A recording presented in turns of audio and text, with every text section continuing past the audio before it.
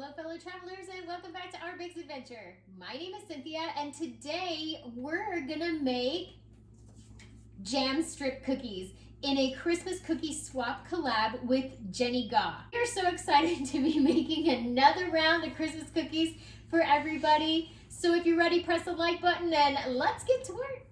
When I spied this vintage cookbook on the table at my church, I knew I had to get a recipe.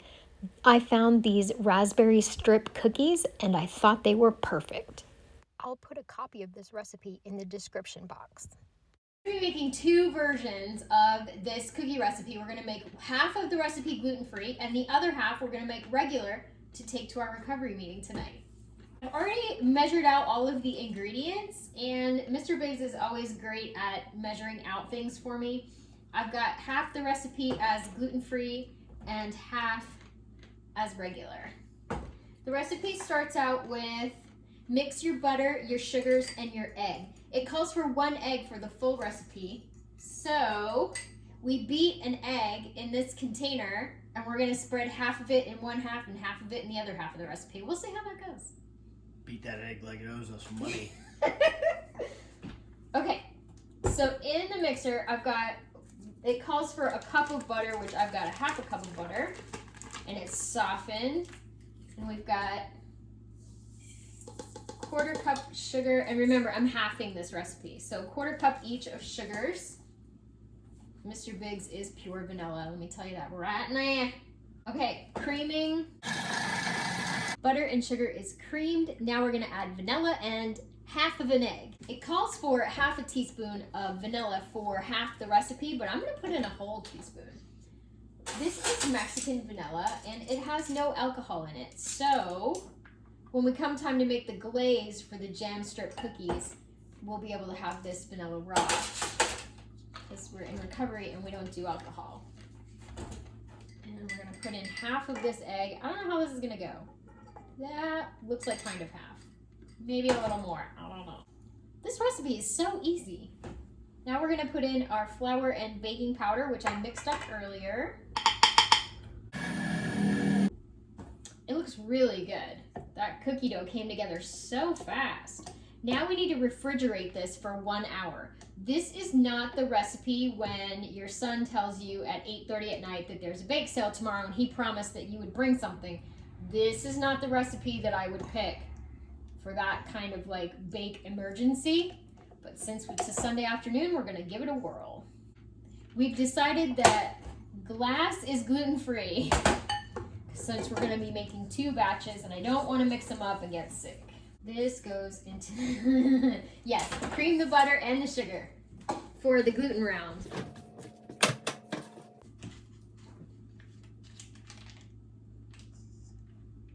Don't eat the butter. I mean, you can, but it's already softened. You can put it in there. That's how you know that it's homemade. Mr. Biggs licked the butter like. I didn't even touch it.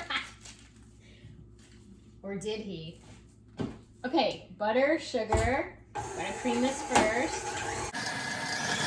Now egg. Try to get all of that in there. Since we only have half an egg. Okay. I'm gonna do a full teaspoon of vanilla, even though it called for a half. Because I love vanilla. Ooh, I bet these would be good with an almond extract too. Did not think of that. With a cherry jam. Oh my goodness. Thank you, Mr. Biggs. He's the best sous chef in the whole world. Sous chef, dishwasher. Let's not put labels on stuff, okay? Okay, I'm gonna go have a cup of tea and fold some laundry and we'll bring you back in an hour. We are back. The laundry is folded and we're ready to make the glaze. We're gonna be using strawberry jam and blueberry jam that I canned. Look at those. Strawberry, blueberry. To make the drizzle, we're gonna do 1 cup of confectioner's sugar. Oh no! Disaster! I can't go in the oven like that. It won't burn up. Oh. Uh-oh. You probably have to just rinse it. Kitchen fail.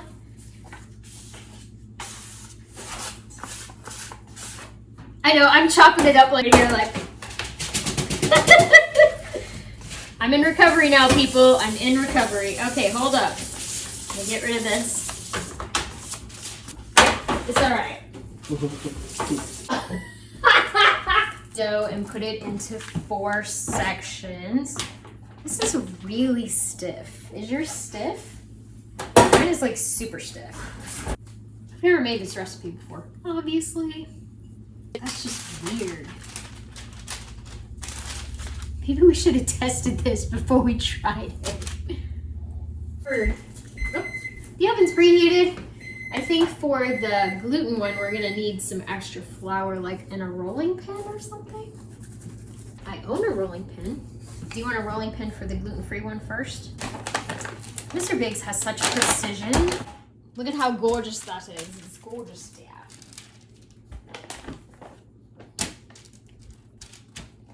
They're supposed to be 8 inches long by 1.5 inches wide. It didn't say in the directions how you're supposed to achieve that, to be honest. Struggle bus. Ugh. I don't think these are gonna look like the cookbook at all. I don't think so. Here's a photo from the Vintage Cookbook. They're the flat cookies with the stripe in the middle. The cookbook had a variety of different recipes for buffets, and this was featured in a buffet for a baby shower. The process for rolling these out wasn't too bad, but Mr. Biggs did all the work. The glaze came together super easy. I just mixed it in the mixing cup. Oh, look at you with the stuff and things. We're supposed to make a divot, like with the back of a wooden spoon, and put the jelly in it.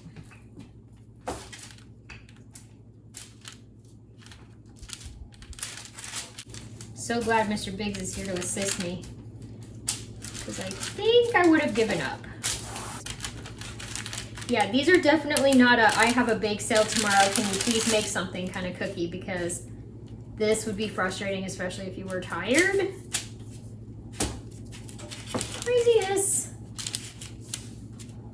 Wow, look how pretty these are. The directions say to put a measured tablespoon on each one. They look really good. Hopefully they taste really good. I was thinking while I was folding the laundry, you know, that idea with the almond extract, I think next time I make these, I'm gonna try that. The gluten-free ones are for us. Oops, I forgot to make strawberry ones. That's all right, we'll make 2 strawberries. I think the strawberry jam might be a little better consistency for this cookie. The blueberry has big chunks of blueberry in it. Oh, you made a little pie. So cute. Now we have to start the gluten ones, which the dough on that is very different than the gluten-free dough. That's why I wanted to make both so we could try. Head it into the oven. The recipe doesn't say how to achieve the 1.5 by 8 inch strips, but we found the rolling pin works great. A huge thank you to Jenny Gough for hosting this Christmas cookie collab, and a shout out to all the other amazing YouTubers that are participating. If you're coming over from one of their channels, welcome. I hope you stick around. Mr. Biggs and I clown around all the time in the kitchen and accidentally make some wonderful things together. As you can see, the making of the second batch of these cookies went a lot smoother than the first batch. We are definitely going to make this recipe again. At the 10-minute mark, they look like this. I don't think they're done. They need another couple of minutes. The dark side of baking, the part no one shows.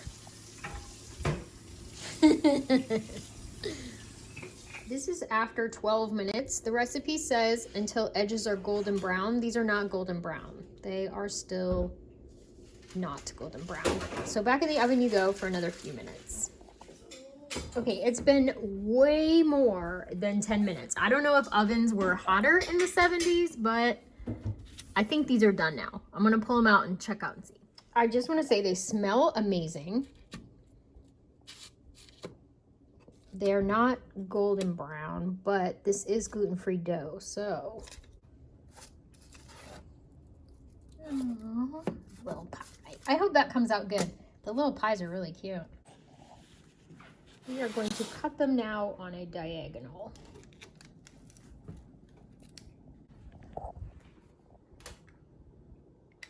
Do they taste good? Yeah. A little warm. Very good. Mmm, they're good.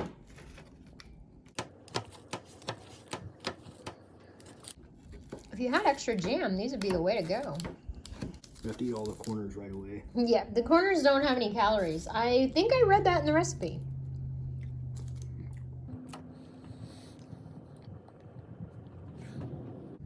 I think we're gonna need 2 spoons. Wow, they look like one of those fancy Danish things that you get at a fancy place. I did end up sneaking a little extra vanilla into the glaze, of course, but it's the perfect addition to the jam strip cookie. Here's the ones with gluten, and they came out kind of weirdly shaped. I think it's because we used margarine. Some of the people at our recovery meeting don't eat butter because of health issues, but they do eat cookies because of health issues. I don't know. Anyway, it's hard to explain. But normally when I cook for the group, I use margarine for health reasons. They still look delicious. I won't be able to try them, but they do have that shortbread quality to them. Look at this. Mr. Biggs made it into like a holiday snowflake star thing. So pretty. The aftermath. Got a blueberry one. They smell so good.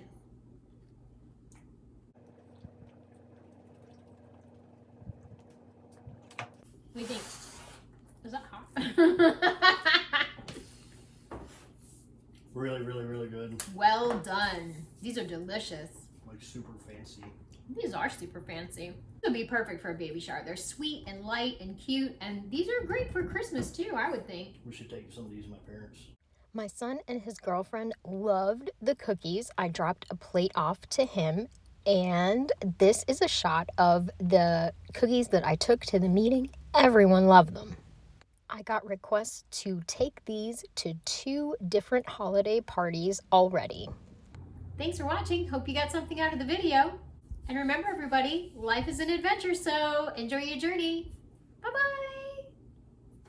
Some tips I would say using this recipe, definitely go with butter and not margarine. The butter made a better cookie and a crisper cookie. Then I would say roll out a big triangle and cut the strips from the big triangle. Mr. Biggs and I were making it way too complicated. I will be making this recipe again 2 different times before Christmas. Hope you enjoyed it.